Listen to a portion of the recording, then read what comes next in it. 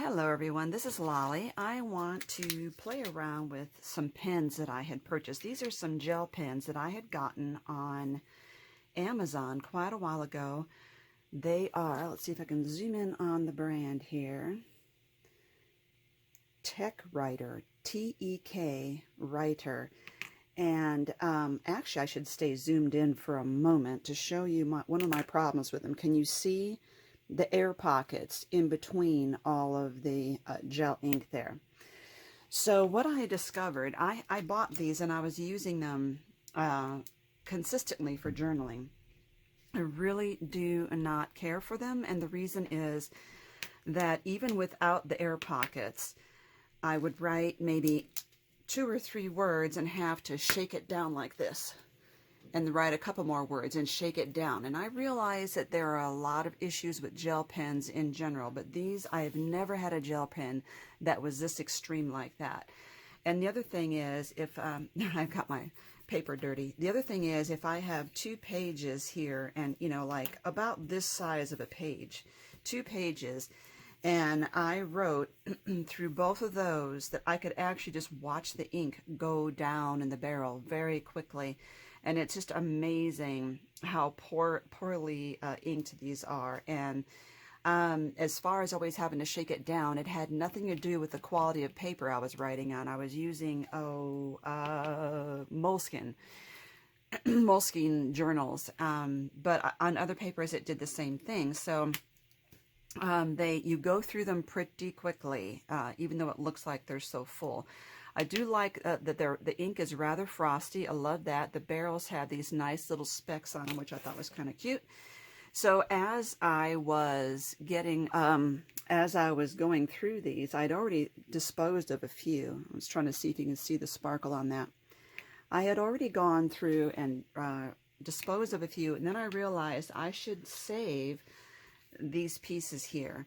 So this is the little end cap right from the end, and this is the barrel point right here that holds the ink in place. And these are the rubber grips, and then again the tube here. So I'm not sure what all I'm going to do with these, but I was thinking I could at least play around now and see if I could make some charms out of some of these pieces. So we're going to start with these pieces right here. And as usual, I need to start with these are eye pins. I think I have some head pins as well.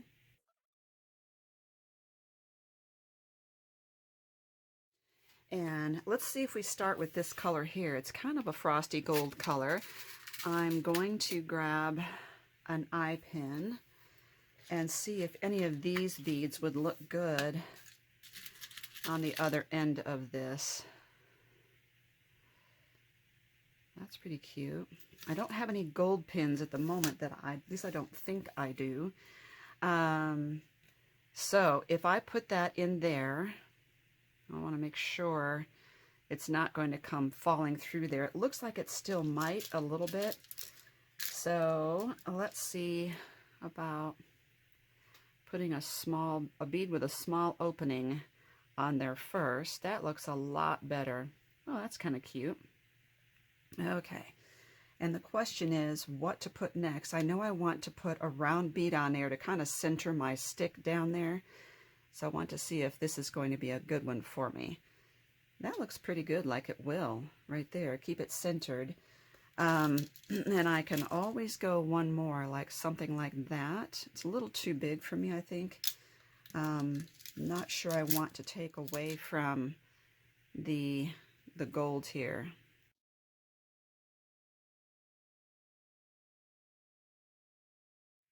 Oh, I like that a lot. Okay, so let's work on that. Remember from previous videos, we snap off at about 1 inch. I need new pliers. This is really ridiculous. Okay. And I'm going to turn that 90 degrees, grab my round nose pliers, grab that, and bend it over like that. Sometimes they go perfect and sometimes not so much. But anyway, we do have a charm here. And then I have this little tiny dangle, because it's an eye pin, I have that little thing right there that I could also suspend another bead from if I wanted to. And this is really cool too, this gold right here. I kind of like that. And let's see what I have here. I really need to find my eye pins as well. I mean my head pins. And look, I found the gold ones now that I've already started. But you know, I do mix a lot of, you know, the gold and the silver in my work.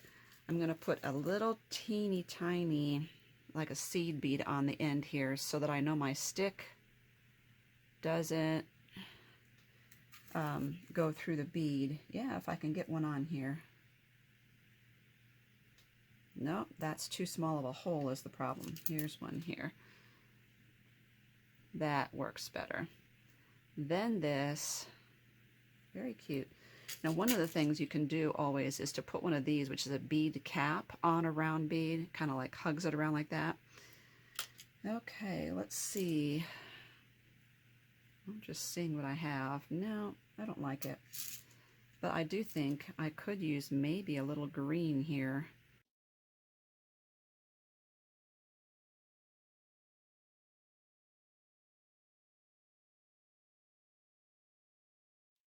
Ooh, here's a square one. I like the different shapes, so let's go with the square.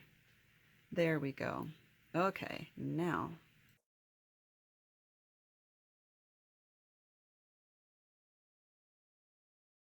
Alrighty, so what I need is a little split ring or a jump ring here. Here's one. In order to secure this to the bottom of that one there. There.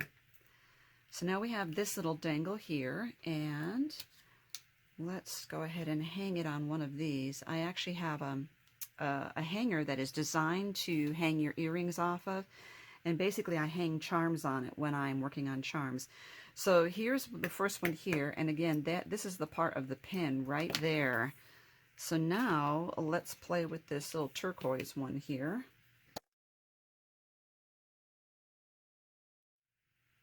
In here or not. Yep. That's cute. And now I need a round bead at the top here. There we go. Very cute. I like that this is clear. You could actually see through it. This one is gorgeous. There's so much dark blue here going on, but there's also these ones which are more like clay. I love that, but I think it's just so dark because of all the blue I already have going on. Let's use this. It's so pale blue you can't even tell that it's blue.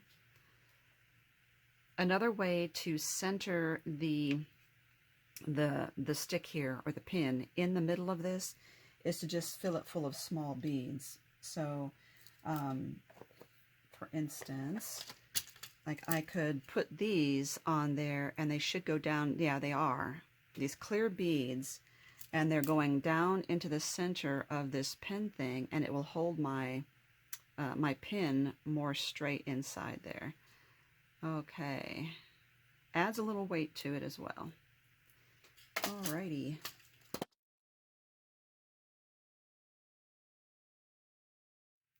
This is a nice one. I start using this one. The other one, I keep having a problem because it twists when I'm working on it.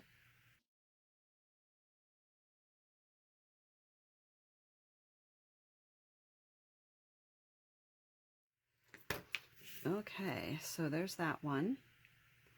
And I still have this at the bottom if I want to dangle something off of there. So I think at this point I might not, or just hang a little, you know, like one of the tassels on it. I don't want one of these. They're a bit huge. And I finally found my head pins, and the head pins, and the reason I couldn't find them is because I have been playing around with new storage solutions for all my beads and charm making, and so they're kind of all over the place right now. I have these pink ones, and so I want to use these, which again are the point that the ink comes out of right there. And I thought this would make a really interesting addition. So let's play around. I'm going to grab a head pin. And let's see what I have in this world of pink here. I love this bag. It's so fun. Ah! And they're all going to roll around. Look at this one. It reminds me of a piece of bubble gum. I don't know why. How about let's start with something really small like this pearl and see if that's too big. No, it looks great. And again, I might need something to help center this in there. So I might use some of these green ones. I have this huge bag that I got at the thrift store, and it doesn't matter what color they are because I'm not going to see them inside.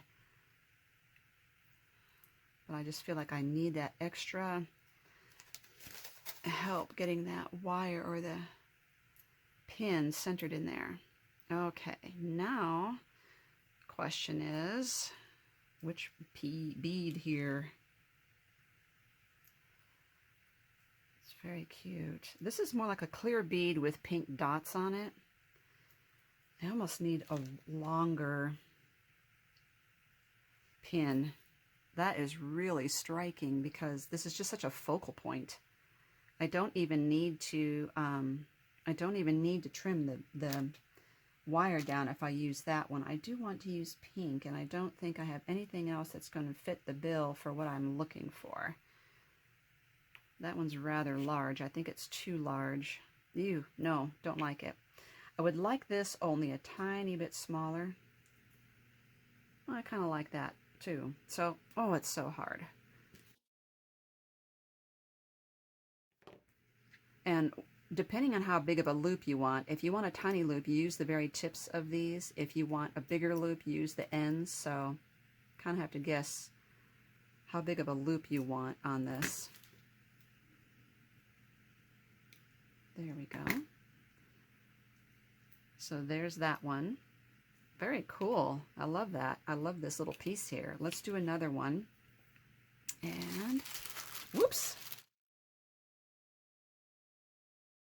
And let's look at what else I have. Ooh, these are really cute too. Look at this. It's really frosty. I think that's great. So I'm going to use a pink frosty one at the bottom. I'm going to put this on there and add my beads inside to kind of center that pin. There we go. Now let's see about this here. Oh. Very cute. And I'm thinking maybe one more. This is more like a crystal bead right here. Okay, so let's get that trimmed down just a little bit. I think an inch is too much.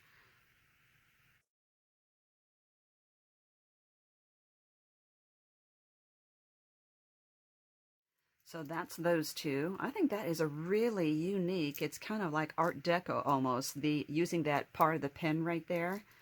Very unique, dangles to have those on there. Could make a really good steampunk type of charm as well. So here's the one with the gold plastic piece. Here's the one with the blue plastic piece. And then I still could do a little tiny dangle at the end because I have an eye pin there and not a head pin. Let's see if, I want to see if this will fit in here. Not all the head pins and eye pins won't always fit in all the beads because the bead hole might not be big enough. And there's a nice one right there. We do have that clay bead I was looking at. Oh, it's too tiny. This is why we have to go with a round bead in the meantime. Oh, it's like sunflower on there.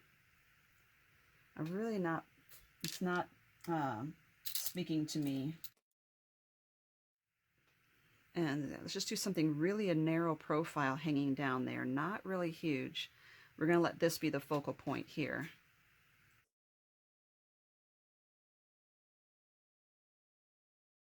Okay, and one more.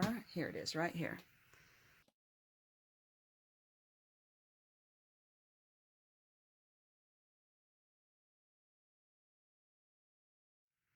And the other thing is, the way I have these, this part of the end cap of the bead, it could go either way. If you like the flat top at the top. So totally up to you. I'm going to zoom in now and show you these. So you could make these into chunky charms as well. But there you are with those two different types of pin endings.